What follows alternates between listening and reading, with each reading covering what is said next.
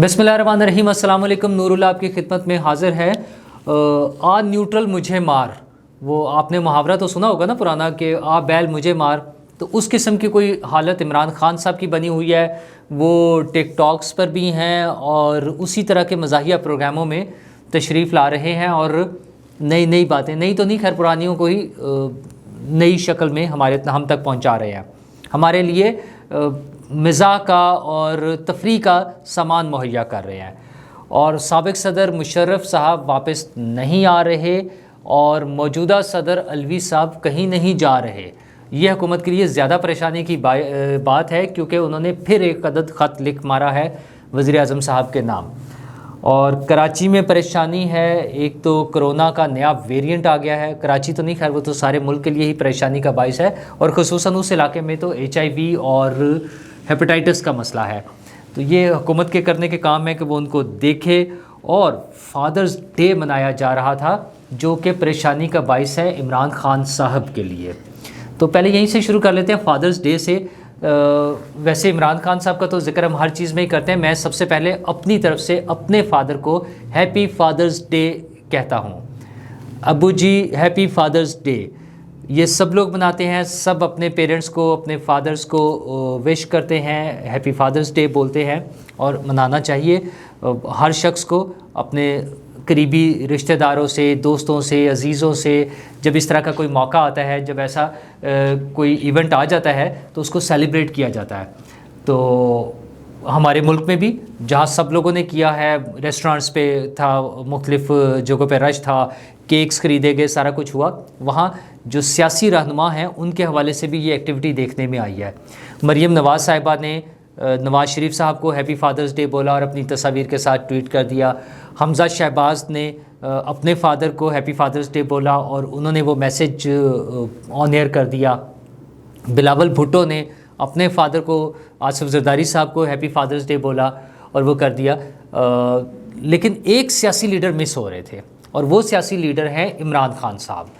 तो वो फिर मिस नहीं हुए, लेकिन मिसफिट हो गए हैं। मिसफिट इस तरह से हो गए हैं कि उनकी साबका अहलिया जमाइमा साहिबा ने एक ट्वीट किया है, और मुबैना तौर पर, वैसे तो सबको ही पता है मुबैना क्या रह जाता है उसमें, उनकी जो बेटी है इमरान खान साहब की, टैरिन, उनकी तस्वीर अपने भाई के साथ, यानी जमाइमा ने अपने भाई के साथ इमरान खान साहब की साहबजादी की तस्वीर लगाई हुई है और हैप्पी फादर्स फिगर डे उन्होंने वो कर दिया है, बाप जैसी एक शख्सियत जो है उसके साथ। तो अजीब सा लगा है।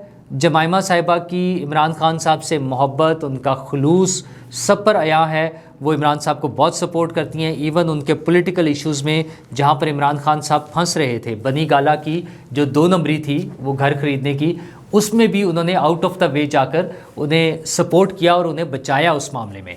तो इमरान खान साहब उसमें बच गए।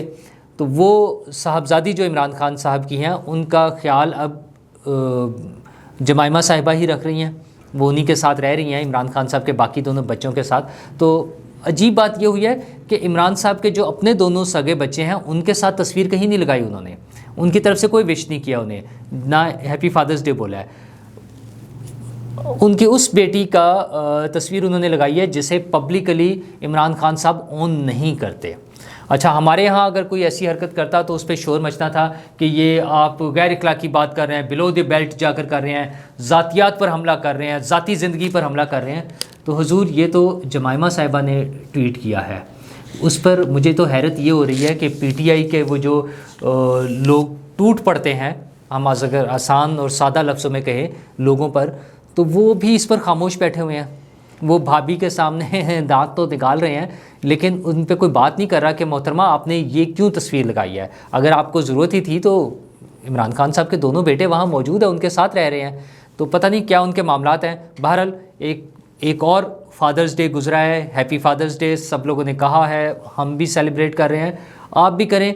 इमरान खान साहब भी हो सकता है कर रहे हों, और वो बहरहाल पता नहीं कहाँ कर रहे होंगे।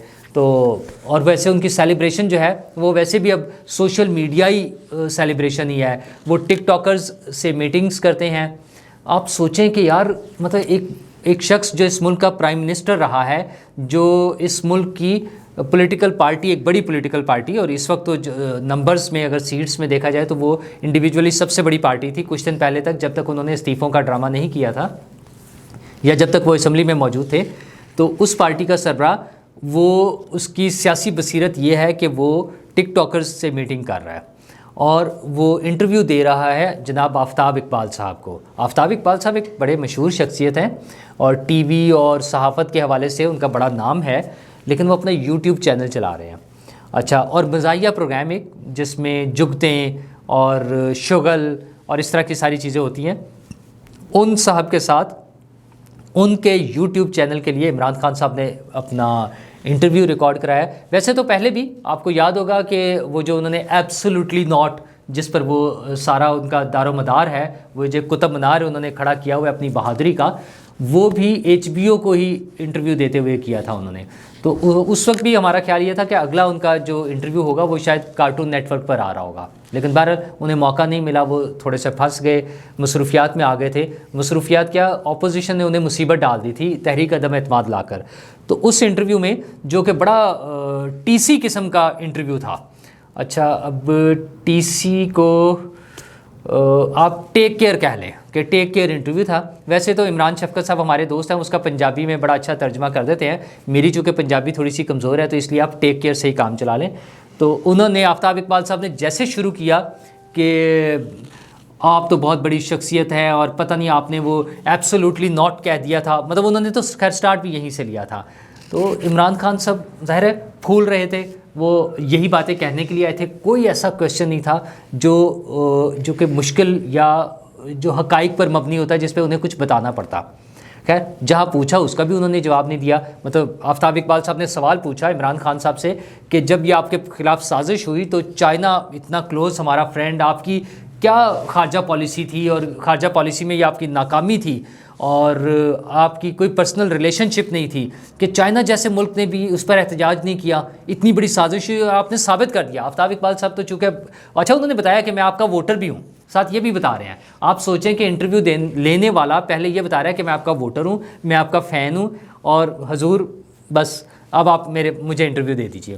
تو خیر پھر اسی طرح کا انٹرویو ہونا تھا, لیکن عجیب بات ہے ان کے منہ سے یہ بھی سوال نکل گیا. انہوں نے کہا کہ جناب یہ آپ کی تو ناکامی تھی خارجہ پالیسی کے محاذ پر, تو اور چائنا نے 2-3 دن کے بعد ہی نئی حکومت کو خوش آمدید بھی کہہ دیا, انہوں نے مبارکباد بھی دے دی. تو عمران خان صاحب اس بات کا کیا جواب دیتے ہیں؟ خیر انہوں نے پھر وہیں وہ اور بہت سی باتیں آئیں, DGISI کے حوالے سے بات آئی, تو انہوں نے کہا کہ میں نے تو کبھی میرے ذہن میں بھی نہیں تھا کہ ان کو میں آرمی چیف لگانا چاہتا ہوں, میں تو صرف سردیاں گزارنا چاہ رہا تھا.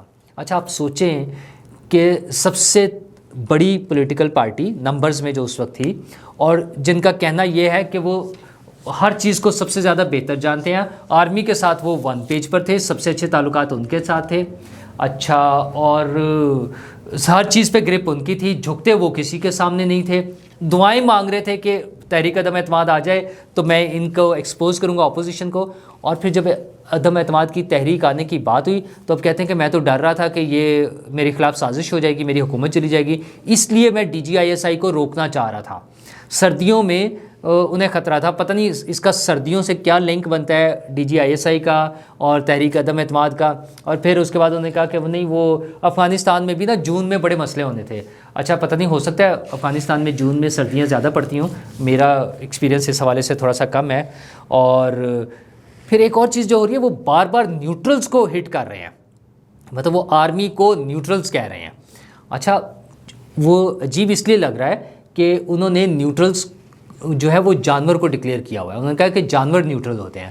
پھر وہ بار بار یہ بات کہتے ہیں کہ اللہ کا حکم ہے کہ نیوٹرل نہیں ہونا, یعنی اگر کوئی نیوٹرل ہے تو وہ اللہ کے احکامات کی خلاف ورزی کر رہا ہے.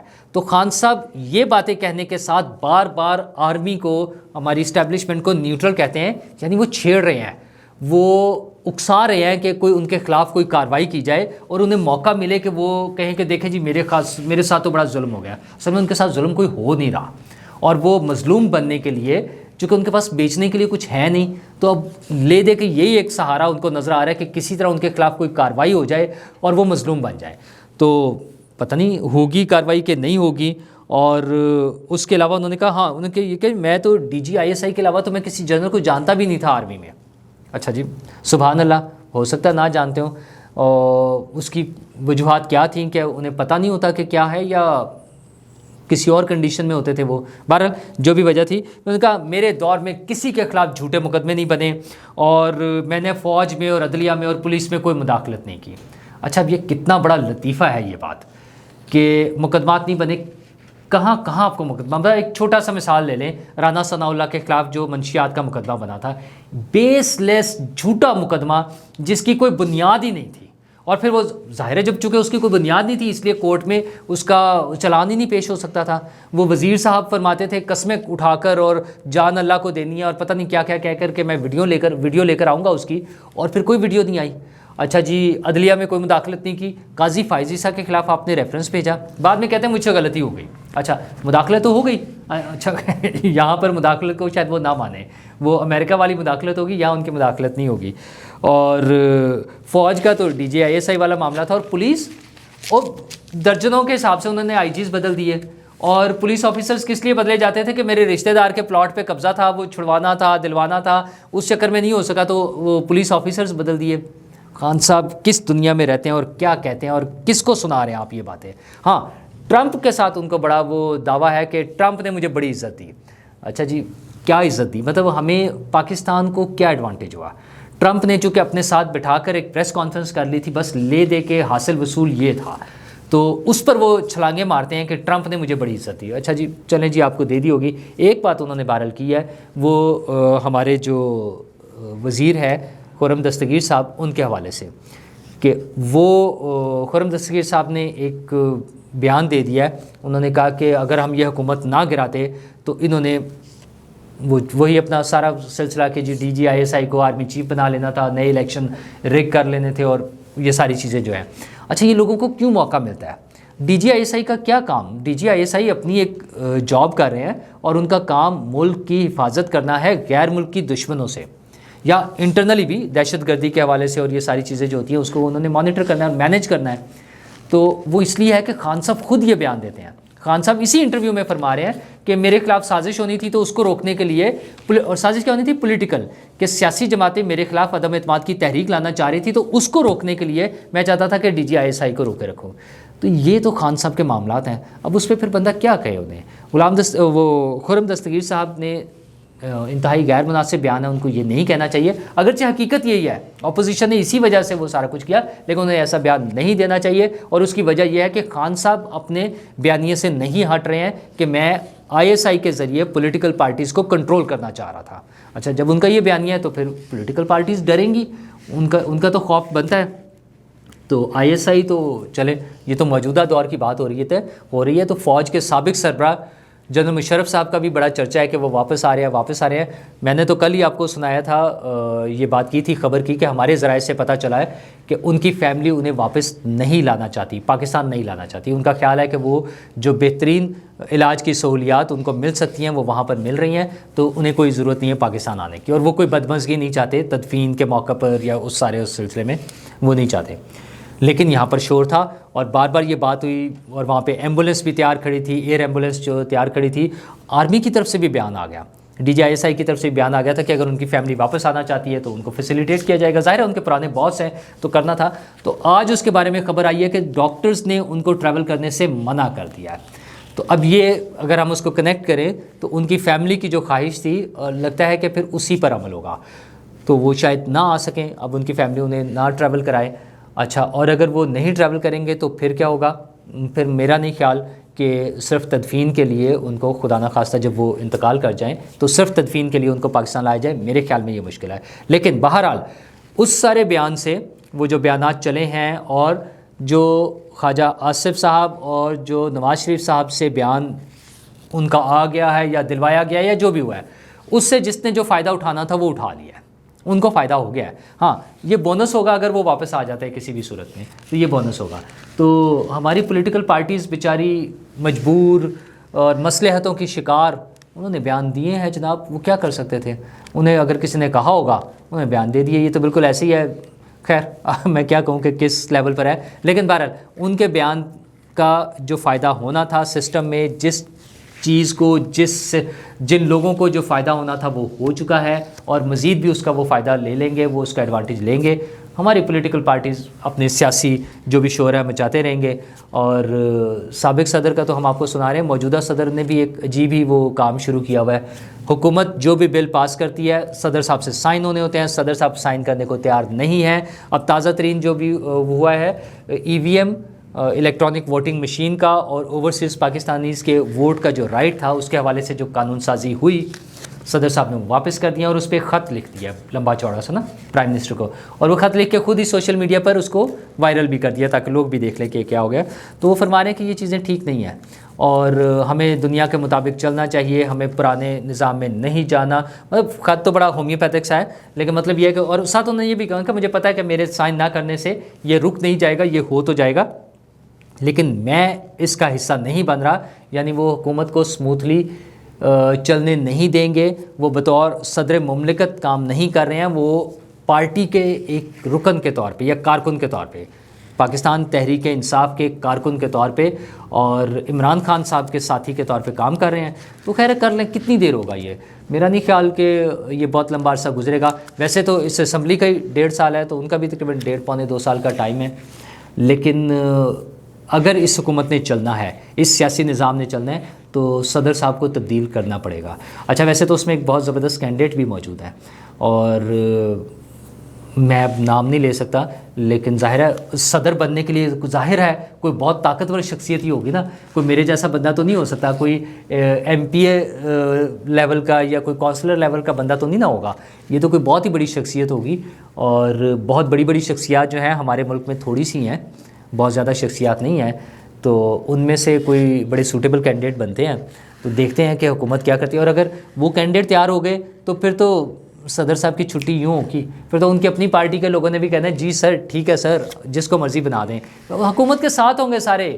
شہباز شریف صاحب جس کو کہیں گے نا کہ بنانا ہے، اگر کوئی واقعی کوئی مضبوط شخصیت آ گئی امیدوار کے طور پہ، تو پھر لوگوں نے ان کو ووٹ بھی دے دینا ہے، پھر ان کا مواخذہ بھی ہو جانا ہے، ان کی چھٹی بھی ہو جانی ہے. خیر ممکن ہے یہ خود بھی چلے جائیں اور پھر وہ بن جائیں گے، صدر بن جائیں گے، پھر کوئی مسئلہ نہیں ہوگا.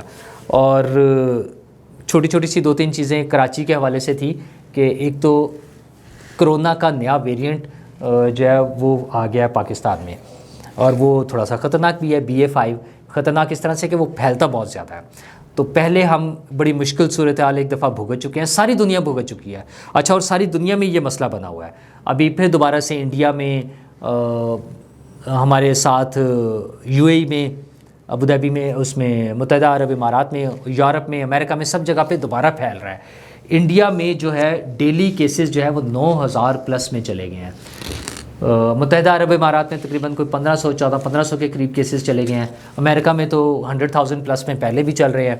تو یہ پریشانی کی بات ہے. پاکستان جیسے ملک میں جہاں بڑی مشکل سے یہ خوف ختم ہوا ہے، تو اس کی پابندیاں ختم ہوئی ہیں اور دوبارہ سے زندگی نارملائز ہونے کی طرف آ رہی ہے، تو ہمیں احتیاط کی ضرورت ہے، سوشل ڈسٹینسنگ کی، کہ لوگوں سے ذرا فاصلے پر رہیں. ہر ایک سے جو گلے ملنا اور ہاتھ ملانے والا کانسیپٹ ہے اس کو دوبارہ سے ہمیں کچھ کم کرنا ہوگا. جو پبلک گیدرنگز ہیں وہاں پہ ہمیں کوشش کرنی ہوگی کہ ڈسٹینس تھوڑا سا رکھیں. اور پبلک گیدرنگز میں یا مثلا اگر پبلک ٹرانسپورٹ میں سفر کر رہے ہیں یا رش میں کہیں جا رہے ہیں، بازار میں، اسکول کالج میں، یونیورسٹی میں، آفیسز میں، تو اگر ہم اس میں ماسک کا استعمال دوبارہ شروع کر دیں تو یہ ہمارے لیے ہیلپ فل ہوگا، بہتر ہوگا.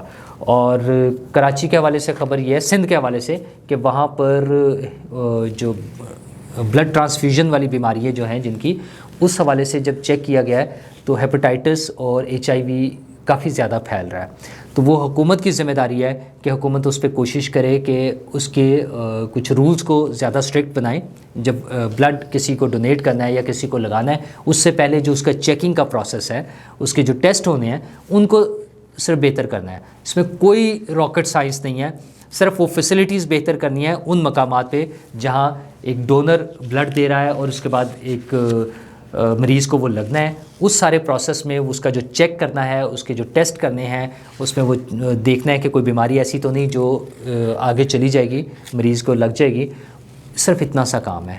تو حکومت کا فرض بنتا ہے، ہمارے ملک میں پہلے ہی ہیپاٹائٹس کے اور ایڈز کے بہت سارے مریض ہیں، اور یہ ہیپاٹائٹس تو بہت زیادہ پھیل رہا ہے. خیر اس کی وجہ وہ پانی، گندا پانی بھی ہے، اور دیگر ایشوز ہیں، وہ شیو کرنے والے بلیڈ ہے، دوسرے کی چیزیں استعمال کر لینا، اور بہت سی چیزیں. تو ان ساری چیزوں میں اگر حکومت تھوڑی سی کوشش کرے، بہت تھوڑی سی کوشش سے، یہ بہت سے لوگوں کی زندگیاں بچ سکتی ہیں. تو حکومت کے کرنے کا کام ہے. امید ہے وزیر اعظم صاحب اس پہ توجہ دیں گے، صوبائی حکومت بھی اس پہ کوشش کرے، یہ سارے مل جل کے کریں، لوگوں کی زندگیوں کو آسان بنائیں. حکومتوں کا کام لوگوں کو ریلیف دینا، لوگوں کے لیے سہولتیں مہیا کرنا ہوتا ہے. تو وہ یہ کریں اور انجوائے کریں، اپنی حکومت بھی کرتے رہیں، ساتھ ساتھ تھوڑا تھوڑا سا کام لوگوں کے لیے بھی کرتے رہیں. شکریہ.